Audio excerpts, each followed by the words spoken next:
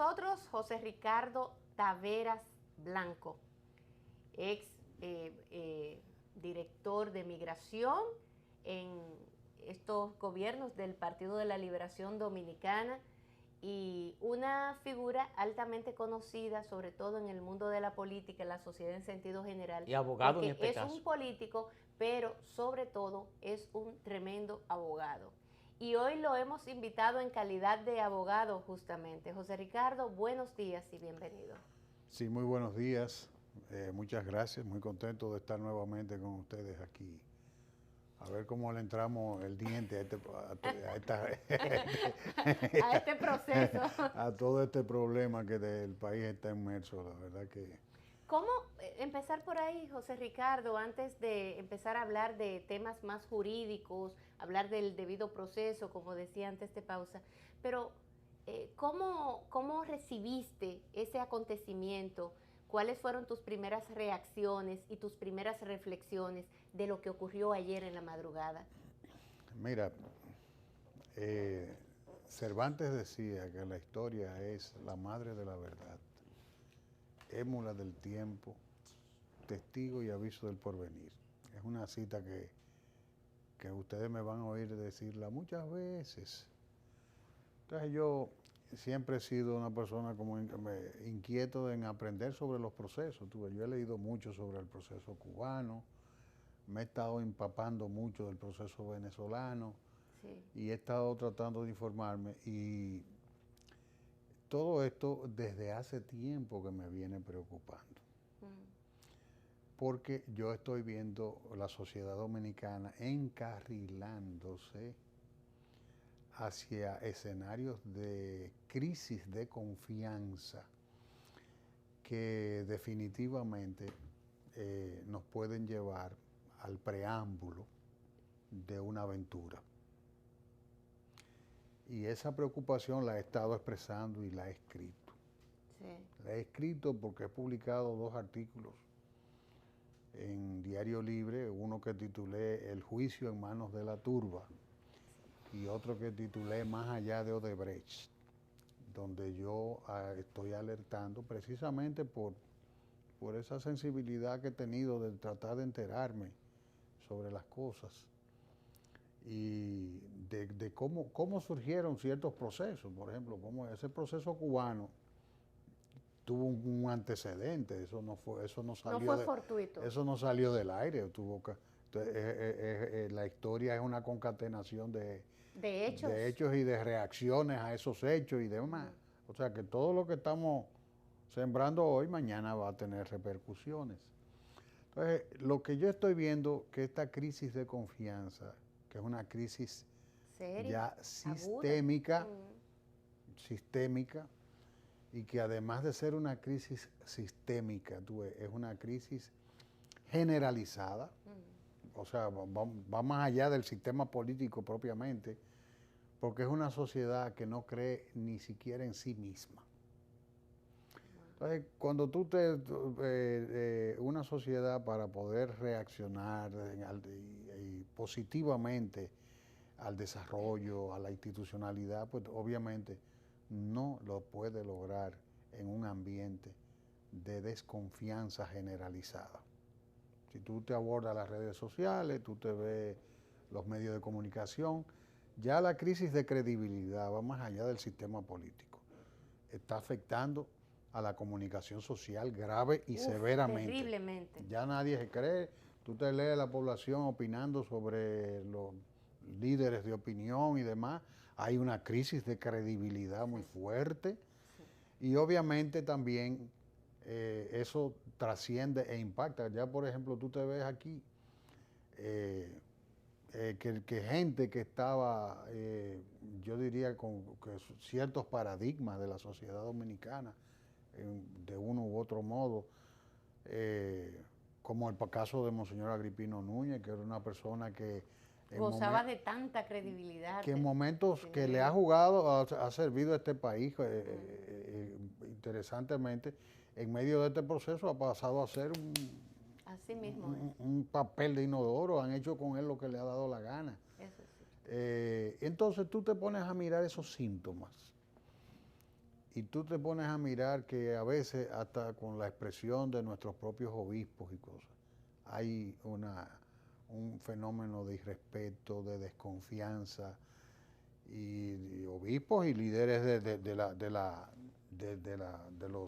demás congregaciones religiosas, no estoy hablando solamente de la católica. Entonces yo digo, bueno, una sociedad sin paradigmas, sin confianza, es una sociedad en una crisis peligrosa, porque ese es el caldo de cultivo de la improvisación que nos puede llevar eventualmente al caos. Entonces, yo he estado viendo este proceso y desde hace tiempo alertando, es la visión que tengo y que en cierta medida se comparte en el grupo político en el cual milito, es de que el país está viviendo un momento crítico, muy crítico. Este proceso está comenzando, sí, pero este proceso va para largo. Eventualmente, bueno, hay una jurisdicción privilegiada porque hay tres legisladores envueltos. El caso de Temístocles Montá también tiene privilegio de jurisdicción porque en este momento que yo sepa no lo han cancelado todavía. No lo han cancelado todavía y él lo que hizo fue en una carta que hay que leer entre comillas, sí, poner su cargo a disposición del presidente de la República. Entonces, eso se va a sostener, por ejemplo, en primer lugar. Esos legisladores van a mantener sus cargos. Por ejemplo, eso es una situación que... Bueno, el procurador solicitó el levantamiento sí, ya él lo solicitó al Congreso. Pero eso no lo despoja de su cargo.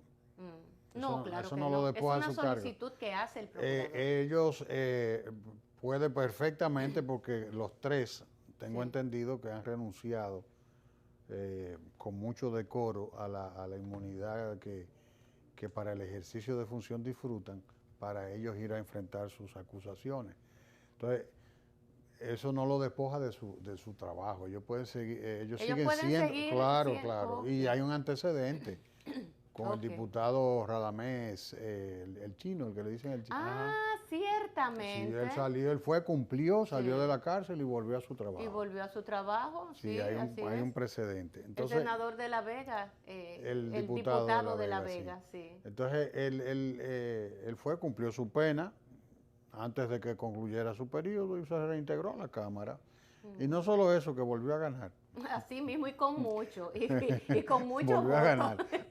Eso es bueno que lo recuerdes también. Entonces, en definitiva, o sea, yo creo que la sociedad dominicana, lo que queda de sensatez aquí, tiene que sentarse a reflexionar sobre este momento. El sometimiento de ayer, por ejemplo, a mí me preocupa mucho. Me preocupa porque he estado comenzando a recibir informaciones ya no de prensa, sino de algunos abogados involucrados en la defensa de algunos de esos imputados, que me han llegado por una u otra vía, no de manera directa, porque todavía es muy a destiempo para uno hacer un juicio del sometimiento, porque hay que leerlo, estudiarlo, no es muy medio aventurado tú decir X o Y cosas, porque hay que leer a ver qué tipo de vínculos tienen esas personas para haber sido encartadas. Pero de hecho, José Ricardo, ayer el procurador hasta se cuidó de eso. Él dice, las personas que están mencionadas, esas son todas las personas que están mencionadas, pero él en ningún momento, ¿verdad? O no puede especificar en qué grado, porque a mí me pueden mencionar. Sí, yo estuve con Lindsay, pero no quiere decir que yo haya robado, que yo haya recibido, ni nada. Entonces, ahí es que está mi preocupación.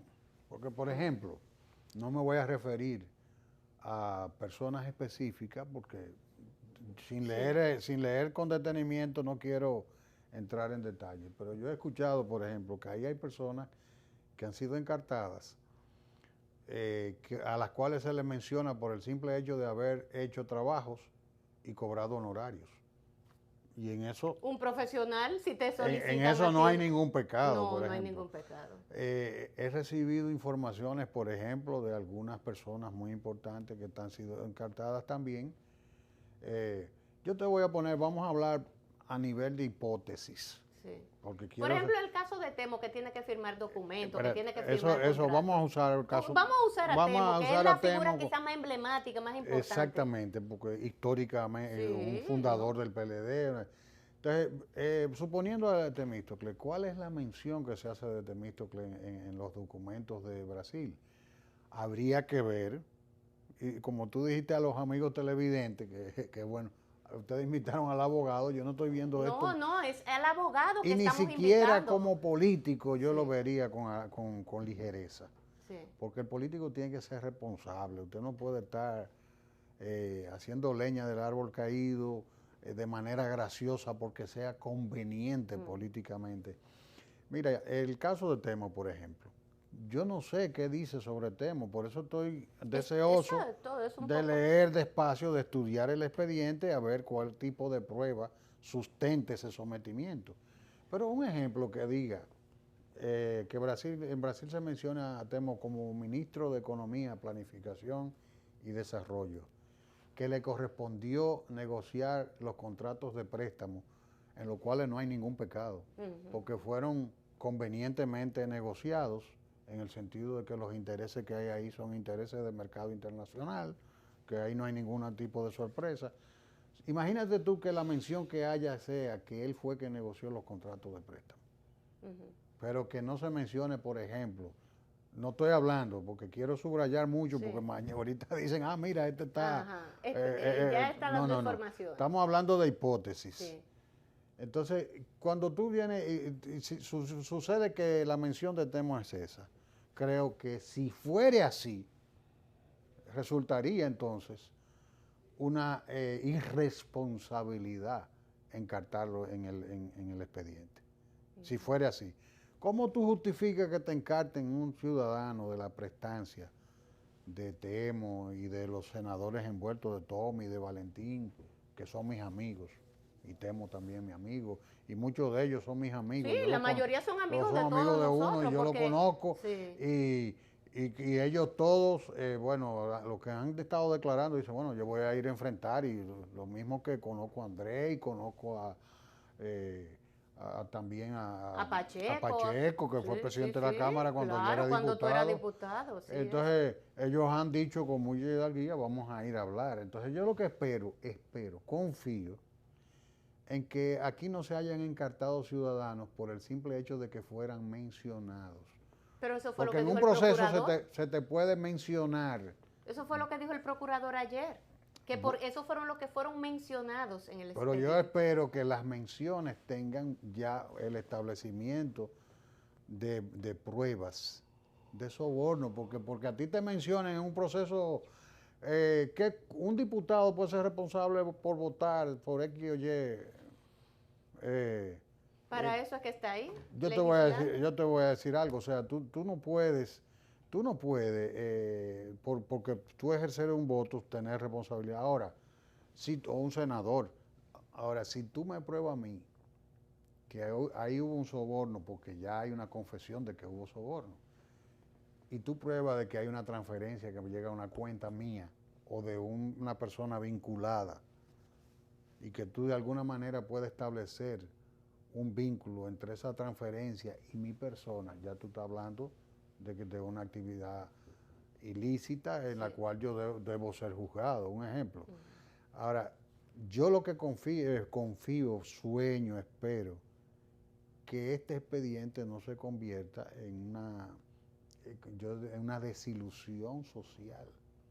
Porque la sociedad dominicana, yo tengo amigos ahí, tengo personas conocidas. Yo no quisiera que salgan bien de su proceso y ojalá que puedan establecer, porque también, no porque sean mis amigos, sino porque en ellos va también, en la medida que va muriendo la confianza en ellos, también va muriendo la confianza del país. José Ricardo, ¿qué significa el debido proceso en esto? Bueno, obviamente, el debido, tanto la Constitución, los acuerdos internacionales que ha suscrito la República Dominicana, como el Código Procesal Penal, establecen una serie de requisitos para el proceso.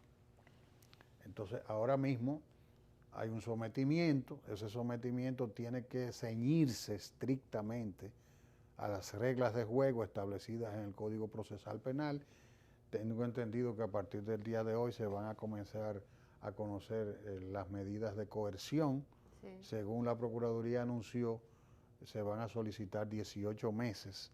¿Y eso no es una exageración también? Bueno, bajo el alegato de que el caso es complejo, es posible. Tú ves, aunque yo lo considero, ciertamente, yo considero incluso hasta la forma en que fueron apresados. Pero no, yo vi que a uno lo agarraron por aquí, por el cuello, como si fuese un asesino en serie. O sea, no, pero ellos todos han estado compareciendo, porque yo creo que le hubieran dicho, mira, vengan y tránquense, ellos iban a ir. Claro. Eso no es, eso de solos, ¿tú me entiendes? No, creo que... Un aparataje. Creo que realmente el debido proceso es que obviamente hay que cumplir con todas las reglas procesales. Se supone que deben ser, el Ministerio Público debe durante ese periodo de prisión preventiva, porque puede ser que en el camino también tienen derecho a tener libertad bajo fianza. Por ejemplo, puede ser que en el caso de los legisladores pues lo dejen en libertad con presentación periódica. Cada caso va a ser juzgado de acuerdo con las circunstancias de cada acusado, que tiene derecho a diferentes tipos de medidas de coerción. Si la coerción es la prisión preventiva, entonces en ese caso pues van a estar detenidos de manera preventiva mientras llegue el proceso. A mí no me sorprende para nada, ni tampoco creo que la población deba desilusionarse si eventualmente el juez toma la medida de dejar en libertad con presentación periódica a algunos de ellos. O a la mayoría de ellos. O a la mayoría de ellos, depende, es lo que te digo, tendrán que juzgar en cada caso. Entonces, obviamente, todo el debido proceso van a tener que ceñirse a las reglas del Código Procedimiento y van a tener en torno al tema de la prueba, por ejemplo. Toda esa gente está acusada y es bueno que el pueblo dominicano sepa que sobre ellos hay un derecho de presunción de inocencia hasta que se pruebe lo contrario. Por eso te digo que yo espero que las pruebas que tenga el Ministerio Público sean contundentes y concordantes y que puedan establecerse un vínculo de causa y efecto entre el proceso que se está imputando y el imputado, o sea, el delito de soborno como tal. Porque de lo contrario, la desilusión que puede traer a la sociedad dominicana un proceso fallido, porque ya que se tomaron el tiempo, sí, yo confío en que se hayan tomado el tiempo y que tengan con qué sostener eso. Ahora, porque si no lo tienen con qué sostener, entonces es un fiasco. Y esa es la parte donde me quiero centrar ahora.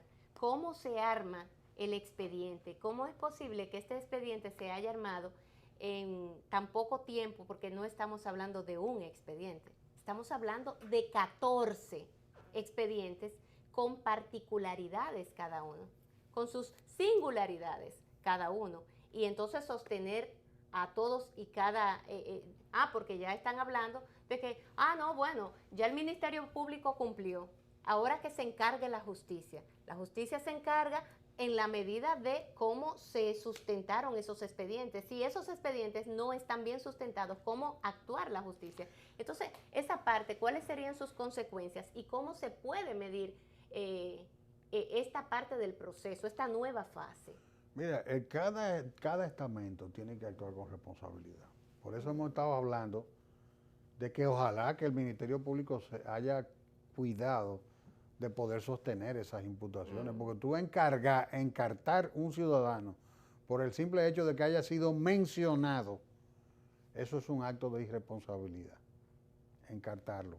Ahora, ¿se podría tomar otra lectura de hecho de eso? No, es lo que te estoy diciendo, que eso, la frustración que eso puede significar para la sociedad dominicana es grande.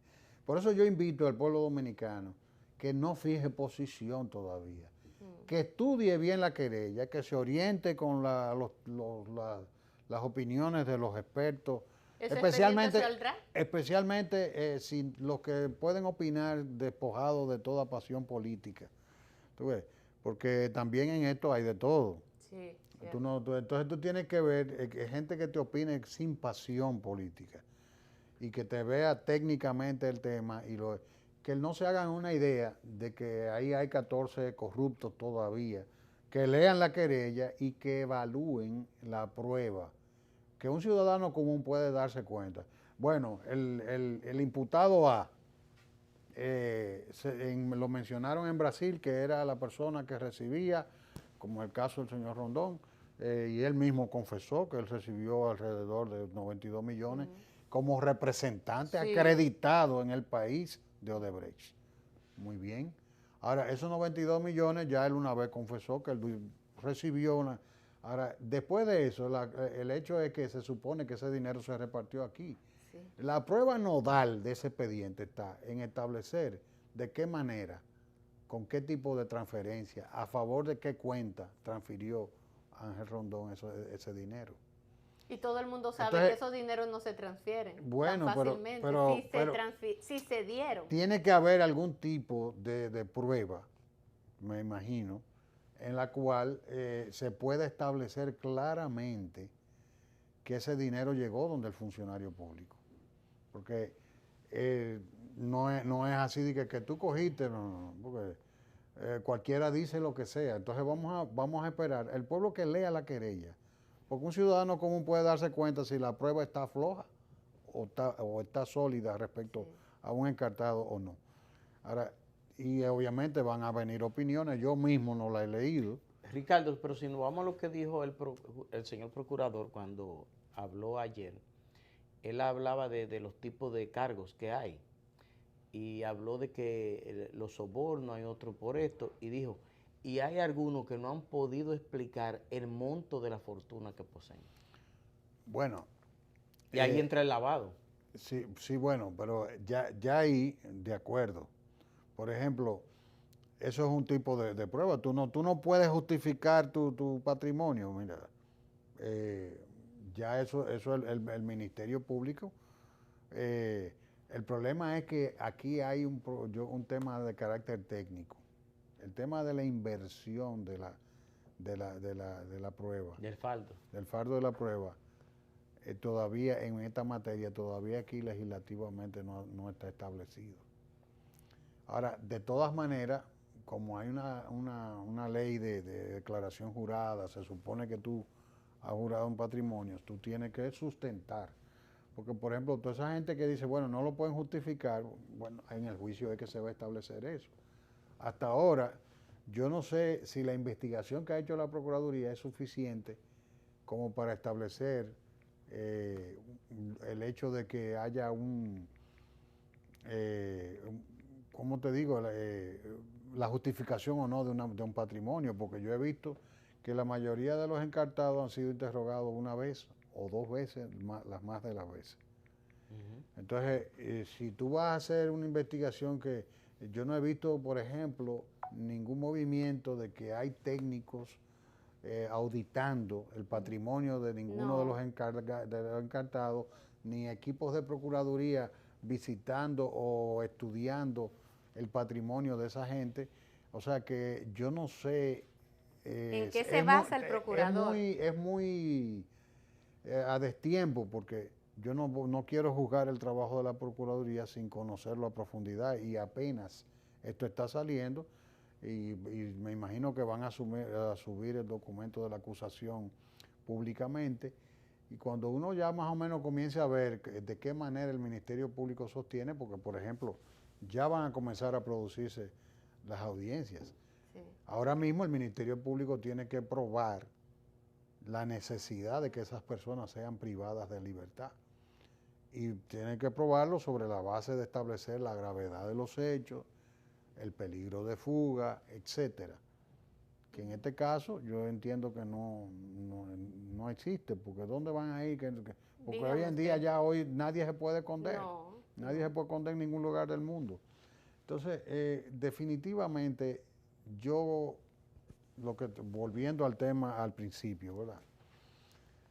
A partir de hoy ya el pueblo que comience a analizar y establecer el tema de si esa prueba es positiva, si en caso por caso, ¿entiendes? No echarlo todos puede en ser el mismo que ni saco. son todos los que están, ni están todos los que son, probablemente. Sí. Entonces tú tienes que, hay muchas cosas, hay un acuerdo con Odebrecht, que eso tiene que también entrar en proceso.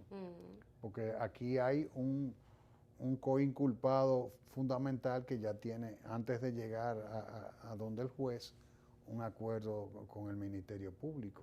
Sí. Porque se ha convertido en... Eso, José Ricardo, es otro de los elementos que llama poderosamente la atención.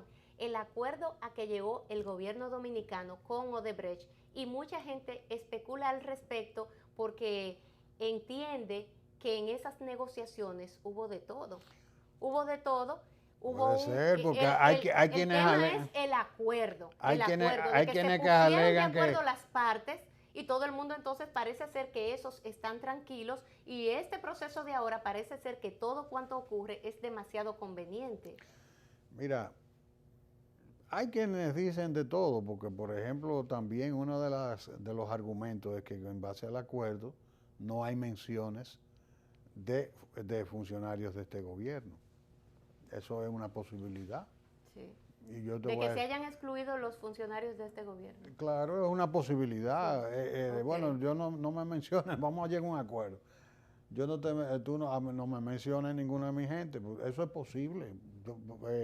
No estoy afirmando que sea de ese modo, pero es una hipótesis que obviamente va a ser debatida. Pero obviamente, este caso tiene un ingrediente que no consideramos. Aquí nosotros somos la colita del león. Porque detrás de este caso, más allá del proceso de Odebrecht y del caso Lavagato, hay un pulso geopolítico que la sociedad dominicana también tiene que poner en la ecuación del análisis de lo que está pasando. Porque en América Latina, el socialismo del siglo XXI, que es una visión impulsada por el Foro de Sao Paulo, que lidera el PT de Lula. Sí. Entonces, hay un eje en América Latina, La Habana, Caracas, Brasilia, Buenos Aires. Bueno. Ese eje ha sido muy importante en el desarrollo de este movimiento político en América Latina. Tú has visto que ha hecho posible la CELAC, sí, que es una OEA sin Estados Unidos y Canadá. Entonces, ha hecho posible la CELAC, pero y además de eso, el tema de todo esto es que ese movimiento usó este esquema de corrupción para financiar campañas políticas en toda América Latina. Y cuando tú te pones a ver el éxito, ves la explosión del escándalo de corrupción y ves el éxito electoral del socialismo del siglo XXI en Argentina, con los Kirchner. Sí. Tú lo ves en Ecuador, en Bolivia, en El Salvador y en todas partes, de alguna manera, si no socialistas del siglo XXI, sí de centro izquierda, digamos. Políticos favoritos en otros escenarios, porque han aparecido financiamientos en Colombia, porque no solamente el aspecto político, también el comercial. Sí. Están apareciendo en Panamá hay un escándalo con el tema, y en definitiva tú has visto cómo ese pulso comienza fundamentalmente por presiones de Estados Unidos, que obviamente toleró esta situación del éxito del socialismo del siglo XXI durante muchos años, hasta que a Brasil se le fueron ya esos pujos de nueva potencia y empezó a incursionar en áreas ya más sensibles, metiéndose, por ejemplo, en una sociedad como el BRICS. Sí. El BRICS, que son Brasil, Rusia, India, China y Sudáfrica, que están creando una especie de orden mundial paralelo. Y ahora se habla de la ruta de la seda. Crearon su banco, su propio banco mundial. Su banco mundial, así mismo es. Entonces, incluso ya llegó un momento en que empezaron a conversar para crear una red alternativa a la World Wide Web, a la WWW, ¿verdad? Que ya eso significa crear una red paralela. Y cuando tú te empiezas a ver eso, y empiezas a ver, por ejemplo, son cosas que Pelegrín publicó un artículo interesantísimo haciendo un análisis sobre esto. Y los acuerdos de Brasil, que Lula estuvo impulsando con Rusia, para la fabricación de aviones militares de alta tecnología. Bueno, ahí está Embraer. Pero Embraer se negó a participar en el proceso. Entonces hay en el holding Odebrecht hay una empresa que es Odebrecht Defensa, que también está involucrada en la fabricación en la industria militar. Entonces parece que al Embraer tener capital norteamericano, cotizar en la bolsa, usar tecnología norteamericana que los americanos la acceden, pero condicionada. Sí. Embraer no se pudo, a pesar de ser una institución estatal, no se pudo involucrar en el proceso. Al no poderse involucrar en el proceso, se recurre a Odebrecht Defensa. Y ese convenio era con Rusia. O sea, ahí hay ya para fabricar aviones, para venderlo fundamentalmente en el mercado americano. Y la recomposición geopolítica que se está dando y que en ese primer momento, José Ricardo, quizás sí hubo una desarticulación hasta cierto punto. Pero ahora viene China y recompone la cosa y sigue en el mismo juego porque incluso con la ruta de la seda, como ellos le llaman, le han denominado la ruta de la seda, y hubo una reunión importantísima hace pocas semanas, de hecho, en China, para discutir el tema y el famoso banco de 40 mil millones de dólares con el que van a empezar. O sea, ¿qué es a lo que yo me quiero referir es de que aunque Estados Unidos ha querido parar el proceso, parecería ser que el proceso no se va a parar? Bueno, mira, es difícil, vamos a ver, no voy a decir que se va a parar o no se va a parar, eventualmente ya esas son grandes ligas, es un tema China, Estados Unidos fundamentalmente. Y está involucrado Rusia, porque Rusia está aliado a China. El mundo está en un momento bastante complejo. Entonces, este caso de Lavagato y el proceso que se está dando aquí, no, acuérdate que este proceso es un proceso importado. Entonces, no está bajo el control de las autoridades dominicanas. Pero parecería que sí, que todo lo han controlado muy bien. No, lo han controlado, bueno, te lo digo como cibaeño, se puede haber manejado. En ciertos aspectos. Pero eventualmente, por ejemplo, ¿quién puede quitar que sigan surgiendo nuevos documentos? O sea, y nuevos encartados. Y nuevos encartados que vengan de escándalos que van a explotar fuera. Pueden haber ciudadanos dominicanos involucrados en procesos de otros países también.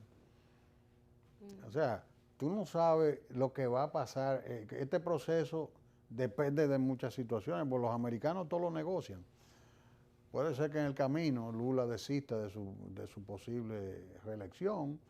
Puede ser que en el camino, no sé lo que pueda pasar, todo depende mucho de lo que pasa en Brasil. Pero esa teoría, José Ricardo, un tanto como que yo no termino de aceptarla tanto, porque aunque es un caso importado en República Dominicana, no estamos importando los jueces, ni tampoco importamos al procurador, ni una serie de cosas.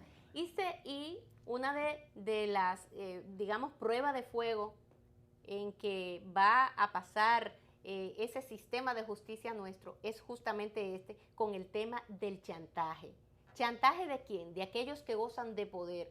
Chantaje porque todos sabemos muy bien que los que estarán involucrados en el proceso de justicia, el juez apoderado y todo lo demás, ya se habla incluso de que si chantajearon a fulano para que sacaran a Mengano y una serie de cosas que se dan allí, sí. Y entonces ya ahí no va a depender de ningún tema extranjero, sino más bien de cómo las autoridades opere aquí. Yo estoy de acuerdo contigo. No, eso lo comprendo perfectamente.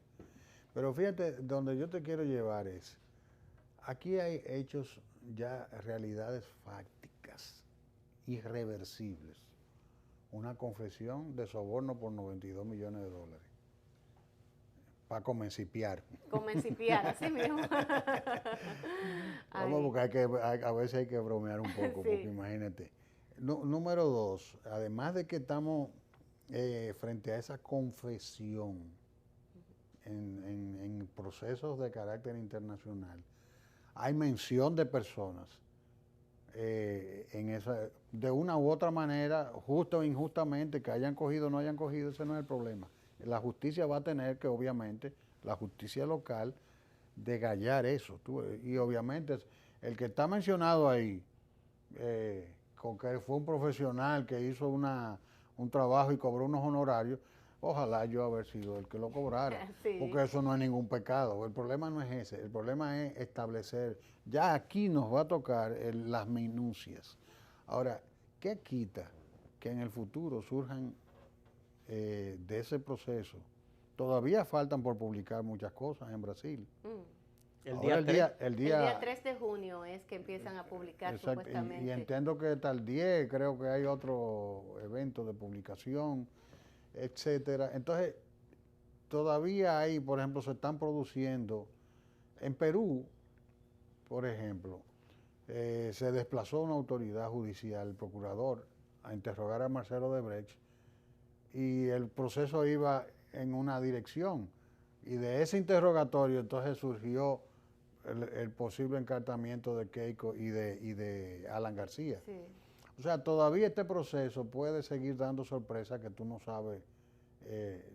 En República Dominicana estamos pendientes todavía de la comisión que está investigando el caso de Punta Catalina, que no sabemos lo que puede ocurrir.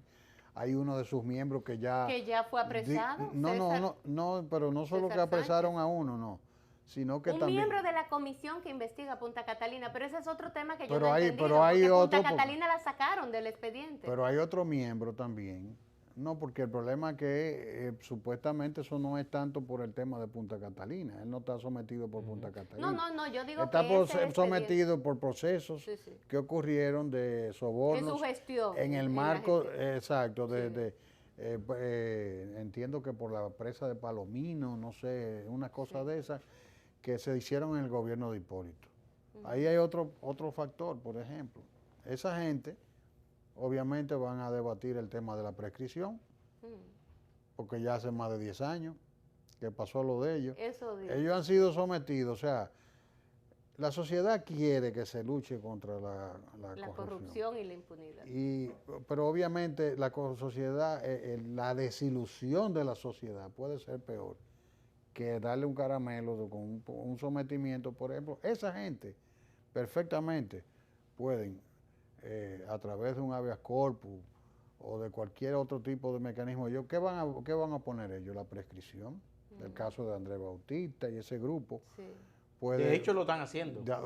O sea, ya prescrito, no lo podrían perseguir.